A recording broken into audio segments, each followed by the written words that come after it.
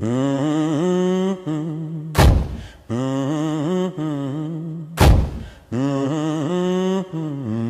you start coming into people's homes to disarm them solely because you believe they don't have a Second Amendment right to bear arms, you better stand by.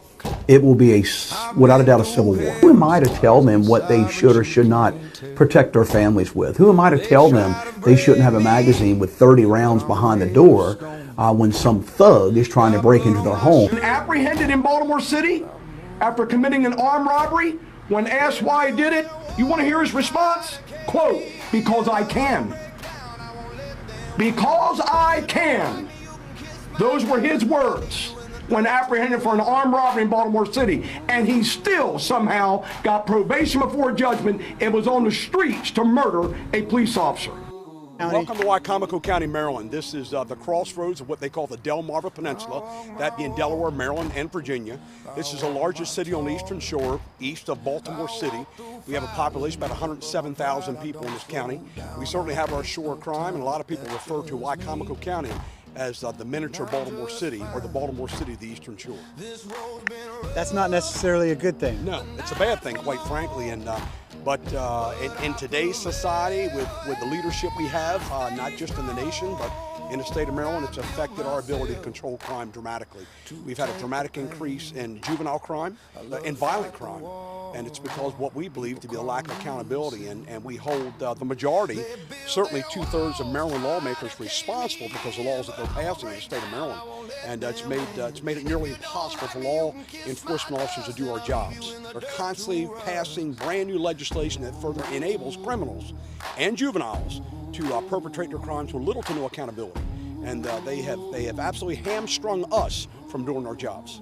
Under President Trump, we had all of those, the riots, the BLM, rise of the BLM movement, and really it was just a communist movement across America to handcuff the police, if you will. How much of that has had an impact on you guys?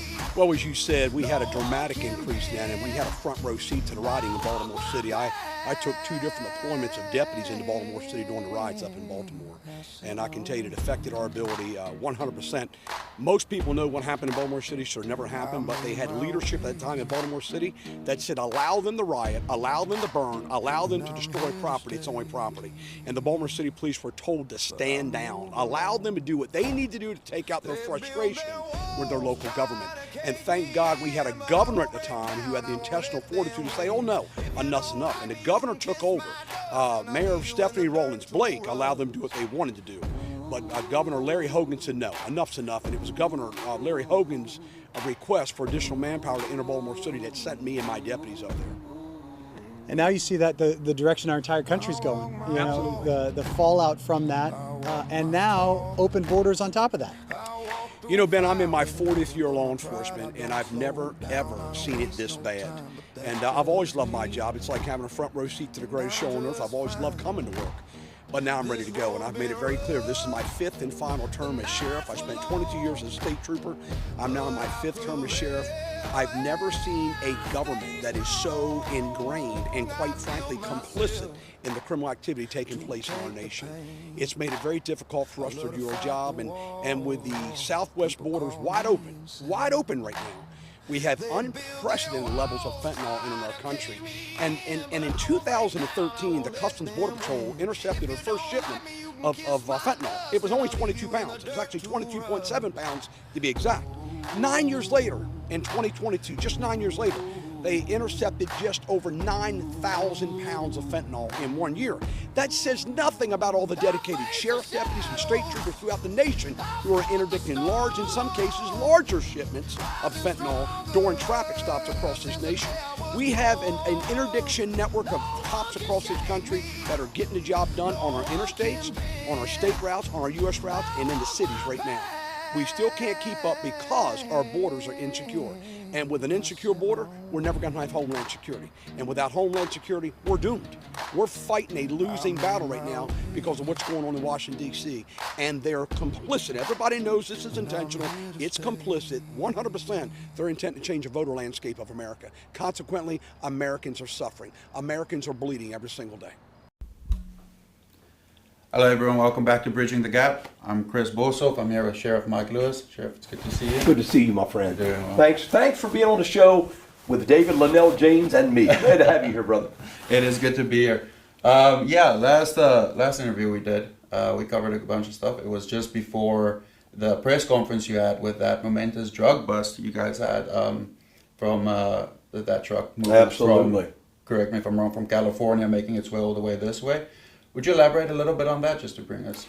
Well, the press conference pretty much summed it up, but it was a very complex investigation, utilizing every bit of technology one can imagine to include tracking devices, the tapping of cell phones, the cloning of cell phones, the utilization of drones to not only photograph but video record the entire offloading of the cocaine at a location just north of Wicomico County into the back of an SUV that moments later drove down here into Wicomico County. And when they went to offload the shipment of cocaine into a warehouse here in Wicomico County, our detectives, our covert investigators, and there were many from various allied agencies throughout the region, including the federal agents, we took them down. One of the things that stood out about this particular case is the two gentlemen who drove this cocaine from Southern California for the Jalisco New Generation Cartel, which is probably one of the most violent drug trafficking organizations in the world. Just 2 months ago, we all watched the violence unfold on national TV down in Jalisco. When the New Generation Cartel reacted to one of their top commanders, El Mencho, being shot and killed by the Mexican National Police and the Federales. And that was a direct result of a crackdown by the President of Mexico after consulting the President of the United States, Donald J. Trump, who subsequently designated these cartels as terrorist organizations, and rightfully so. Yeah, absolutely. So we had these two operatives that came all the way from Southern California. They both were Guatemalan nationals. One was in the country illegally. One had been naturalized.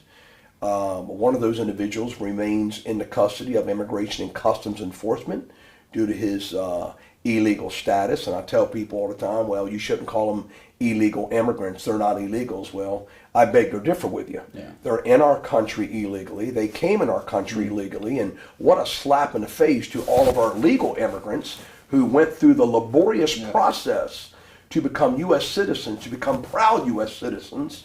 And then we had someone like Joseph Robinette Biden, who simply opened our borders and flooded the United States with an estimated 13 to 21 million illegal aliens.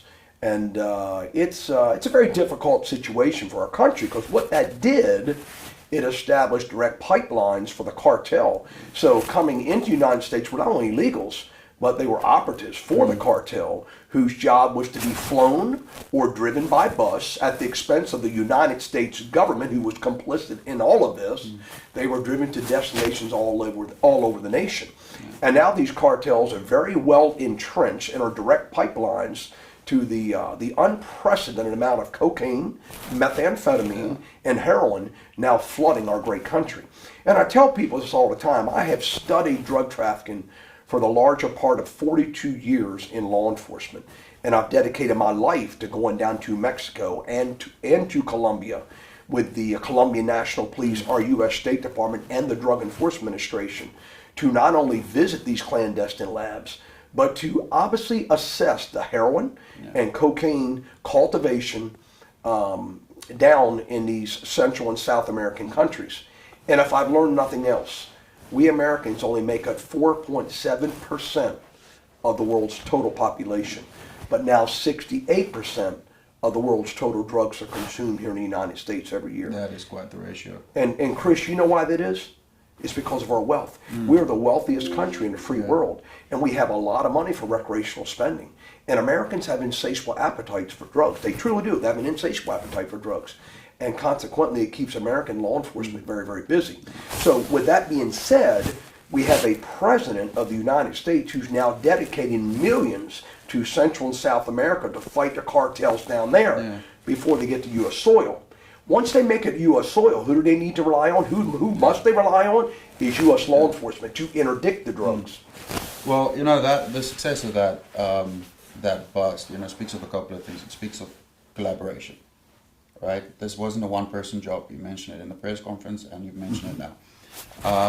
It also touches on the topic of immigration, immigrants, illegal immigrants. As an immigrant myself, who've done it the legal way, I can tell you the frustration is there. You know, and I can speak not only for myself, but a lot of legal immigrants who went through the process. That there is a bit of bitterness in there, that we come in, try to do our best, and I know Benny Johnson recently made a statement. There was a video circulating regarding a South African speaking of how he is here on a farm working, being safe, being able to provide, in contrast to, you know, these in this case these Guatemalan nationals, you know, with the drug cartel, the Mexicans. Not to put any emphasis on any national or any race, but you know, how do you feel about an immigrant coming in, you know, legal or illegal, but wanting to do good for this country, wanting to make this home, escaping, you know, whatever treachery they're coming from, versus those that really just want. That's in it for selfish reasons. That's in it to plunder, to destroy. Where do you stand on making a path for those that's coming in illegally and wanting to do good versus? Well, I've said this many times. I have worked very closely for the last 15 years with an organization in Washington, D.C. First of all, the collaboration doesn't come from sitting behind a desk. Yeah. Collaboration comes from the relationships you develop, that you cultivate in Annapolis, in Washington, D.C., and throughout the nation. Because these relationships and this collaboration does nothing but benefit your county. So when I talk about that, here's a prime example. I work very close with an organization in Washington, D.C. called FAIR. FAIR is an acronym for Federation of Americans for Immigration Reform. We need immigration reform in this country. We have extremely hard-working immigrants who came in this country legally, but they were encouraged to come in this country legally by previous administrations due to lack of enforcement, due to working very closely with NGOs or non-governmental organizations who work closely with the U.S. government to assist them in getting across our borders illegally, for no other reason than to change the voter landscape of America. That's why they did it. That's why they continue to do it, if allowed. So, but among these illegals are very hardworking, darn good people who just want a better life for their families. So there's nothing I would rather do than work very closely with these individuals to help them form an immediate pathway to citizenship. And in doing so, that requires immigration reform. Immigration reform. Yeah. Who knows better than the elected sheriff in a community who the good people are, who the hardworking people are, who are the good, God-fearing people who go to church every Sunday with their children, with their families. They work hard every single day, afternoon, well into the evening before they retire just a few hours with their families at home, only to do the same thing over the next day, the next day, the next day. And for most of these illegals, the only day they have off a week is Sunday. They value a Sunday. That's family day, as it should be for all of us. It's family day, Chris. And there's nothing I'd rather do to be part of that process. Believe me, I don't dislike immigrants, but what I am is a law and order guy. And if you came in this country illegally, there should be consequences. You, for example, you are an immigrant, as you said a while ago, and you came into this country the right way. You patiently, and you said it was painful for you. At times it was painful. But you waited patiently and excitedly to the day you could call yourself a U.S. citizen, my friend. And look what you've done for yourself. Look what you've done for your family. And now you're expecting your first child. I remember all that from the first time I spoke with you. And I remember seeing the excitement in your eyes and seeing the excitement as you and I talked about the opportunities you've been given as an immigrant and now an American. And to see all these pathways collide, and now there's only one direction for you and your family, and that's up. Absolutely. Because you're a U.S. citizen now, and you're a proud U.S. citizen. And I see you wearing that number 47 hat, and we all know That stands for Donald J. Trump. But correct me if I'm wrong, he is the president that made this happen for you. Absolutely. Well, I do got to interdict here. I'm unfortunately, though I'm on path to it, I'm not a citizen yet. I'm a permanent resident. But you're working on it. But that said, I am very proud to be able to sit here and to say that within President Trump's tenure, he will be on that video to congratulate me on my and welcoming me as a citizen of the United States. Because that President Trump was the only president that's stood up towards what's going on in South Africa, to the injustices, and I'm speaking from South Africa as I am a South African. I'm speaking of South Africa, but it's not the only country. There are numerous countries that the Democrats put a blind eye on because it's not self-serving. It's like you mentioned earlier. It's if we can control the vote, we can control the United States, and the United States has a lot to offer if controlled, or not necessarily if controlled, a lot to offer if in bad hands, and in good hands as well. It depends on the man at the helm. Speaking of the man at the helm, if you were in this office, which I do need to commend you, if a lot of people say that being a sheriff, it shouldn't be a political game, right? It shouldn't be political. However, if it wasn't a political field, you would never find yourself being able to taking part in the fair, being able to see who the good, God-fearing people of this county is.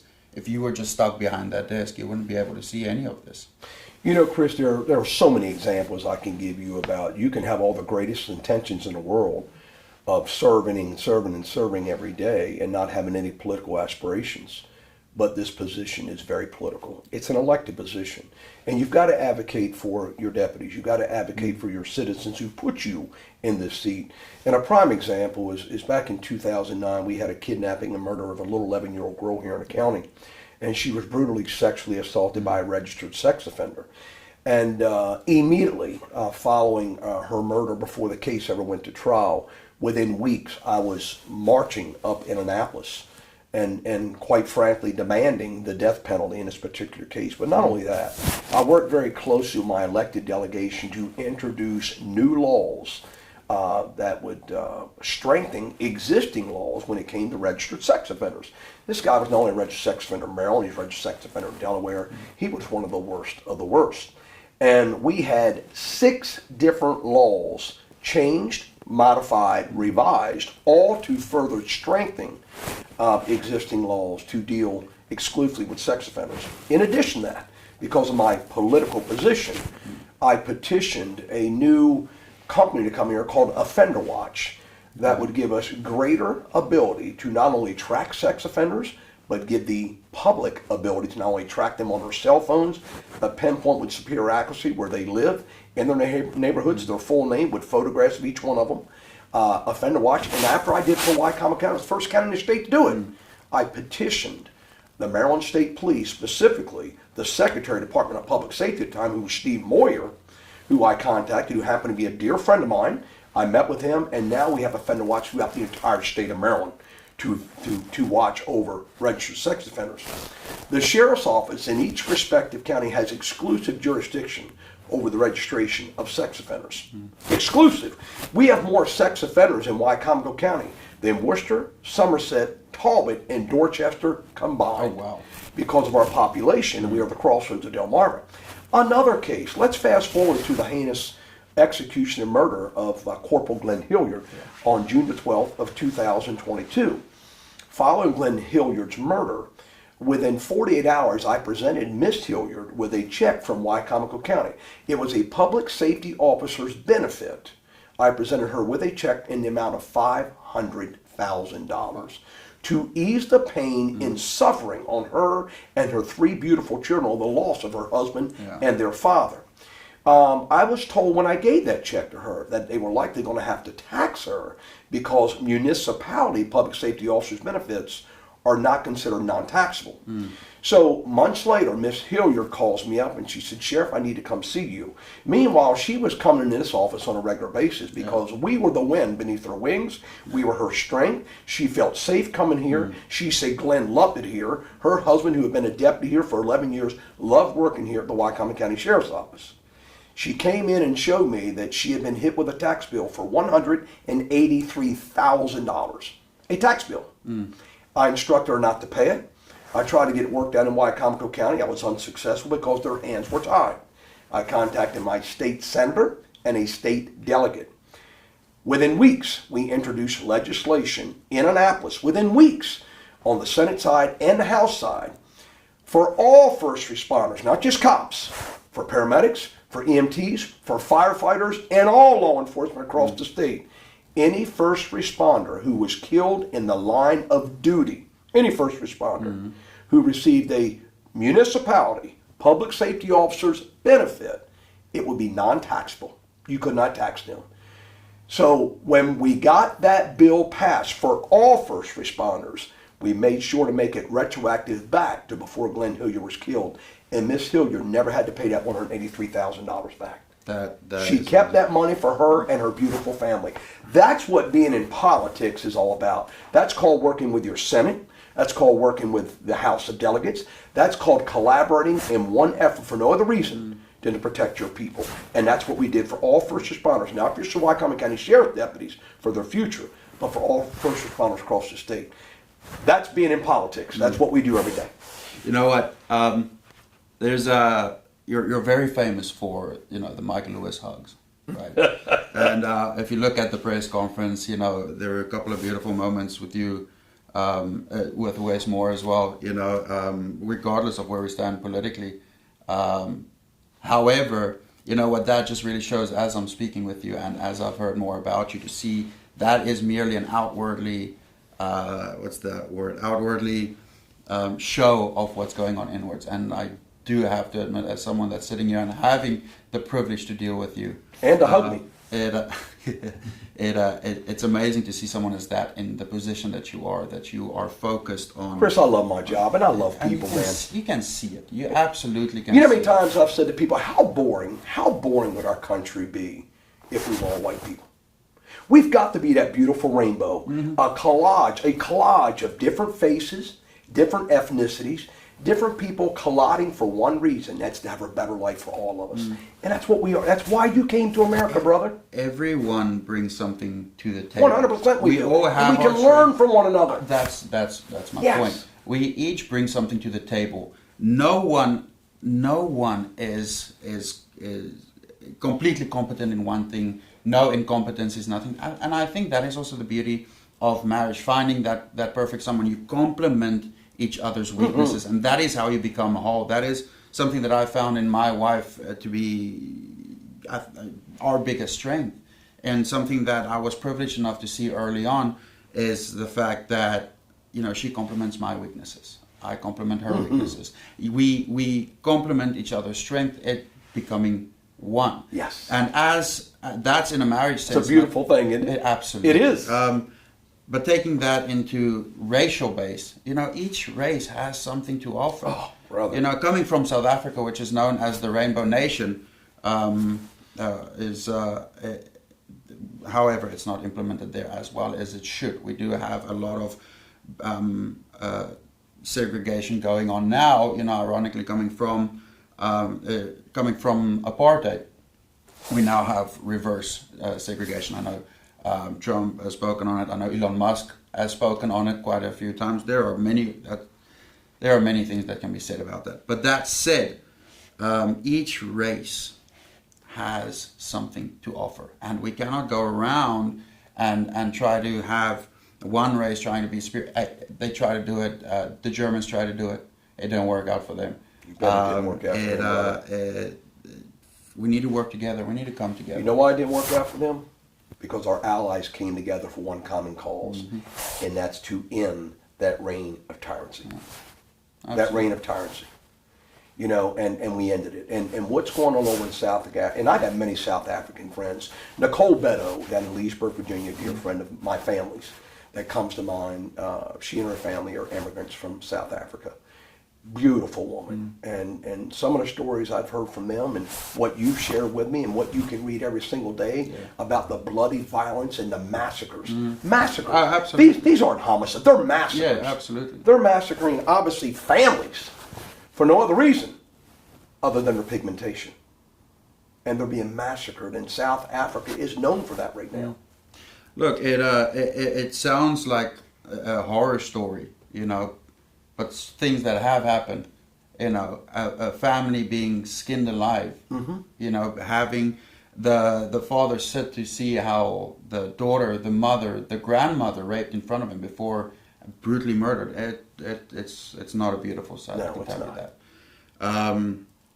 But you know what? There is a light at the end of the tunnel. Yes. You know, if we keep on working together, you doing the work that you do, our president doing the work that he does, Absolutely. us standing together, there's definitely light at the end of the I tunnel. promise you, Chris, I'm not going to slow up. Unless the voters choose a different course from Mike Lewis, I promise you I'm going to give what I give every single day for the rest of my life as a sheriff of this county. I love this county. I love the people of this county. I love serving this community. And I've got a brand new 10-and-a-half-month-old granddaughter. Congratulations. That I have all the incentive in the world to keep serving, to protect her and protect her future in this county. So That was one of the catalysts for you it was doing the next... running for re-election. It certainly was. Because you were initially against running again. I was against running again, absolutely. I thought 5 terms was enough, and I'd given it my all for 5 terms. But when I had a lot of individuals that were strongly encouraging me to run again, and one of them was Maryland State Senator Mary Beth Carosa. And she knew I was in a bad place, and I was very discouraged, as many conservatives are, with what's going on in Annapolis right now.